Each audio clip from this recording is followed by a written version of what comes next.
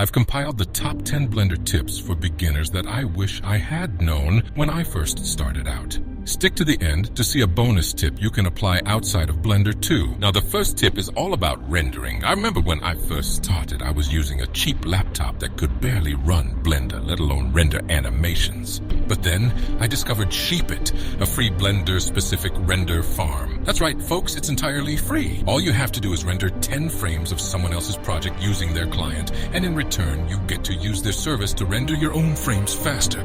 Talk about a win-win situation. Tip number 2 is a lifesaver, especially for those of us who like to use the bevel tool. If you've ever used Ctrl+B to bevel an edge, you know that a little menu pops up in the bottom left corner with some settings. But when you click on another edge, the menu disappears. How annoying is that? Well, fear not, my friends, because there's a solution. Simply press the F9 key and the menu will magically reappear, allowing you to pick up right where you left off. You're welcome. Now let's talk about object naming. I know it's not the most exciting part of Blender, but trust me, it's essential. If you're anything like me, you've probably had to sift through countless unnamed objects, trying to find the one you're looking for. But did you know there's an easier way to name your objects? Just press the F2 key, and a little pop-up will appear, allowing you to type in the name of your object and hit enter. Voila, your object is now named, and you didn't have to go through the hassle of double-clicking it.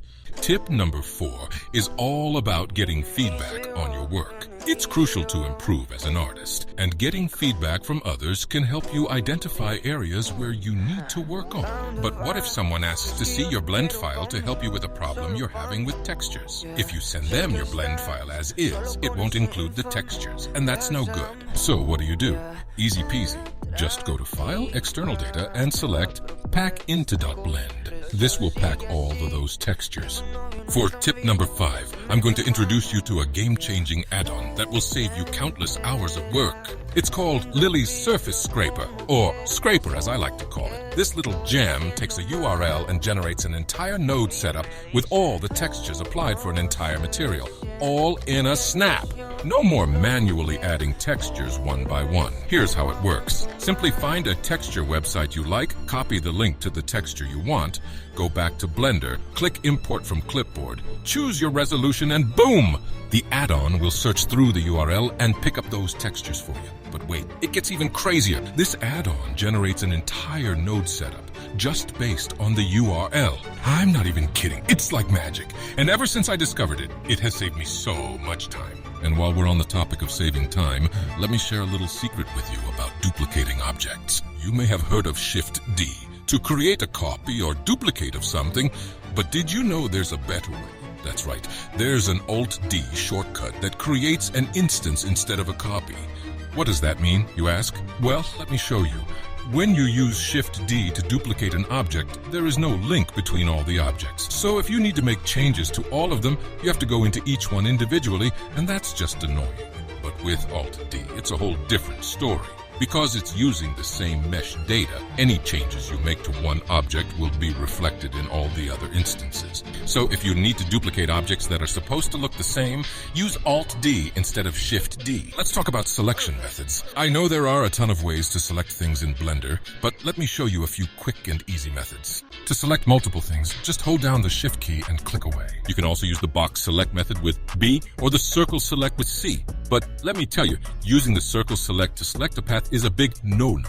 Instead, hold down the Control key and right-click to select the shortest path between where you started and where you ended. This is a trick that not a lot of people know about, but it's super handy.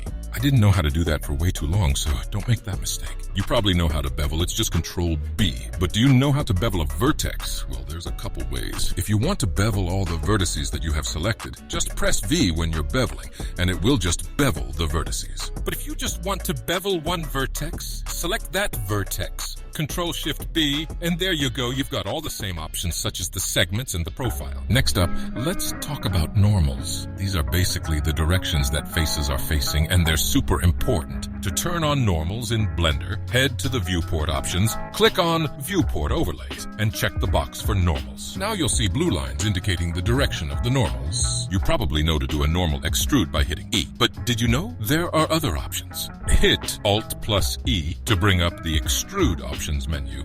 You can extrude individual faces along their own normal axis or extrude them all along their own normals while keeping them connected. Just be careful, because if you extrude them inside the object, you'll end up with an inside-out object which won't render properly. To fix this, just head to Mesh Normals and hit Recalculate Outside. Another way to do it is to hit Alt-E and flip to fix any flipped normals. The final Blender tip that is not just about the software, but about life as well. Don't spend too much time talking about or watching the software. You need to actually learn it yourself and work on your own projects. I know the tutorials are amazing these days, and it's really easy to get sucked into Tutorial Island. But if you stay there for too long, you may find yourself stranded, and that's no fun at all. So my advice is to spend at least as much time working on your own projects as you do watching tutorials. What kind of projects, you may ask? Well, for me, I love recreating anime characters from 2D and bringing them into 3D. And if you want to see how I do this, check out this video to see how I entered the world's biggest 3D art competition with less than 28 hours to spare.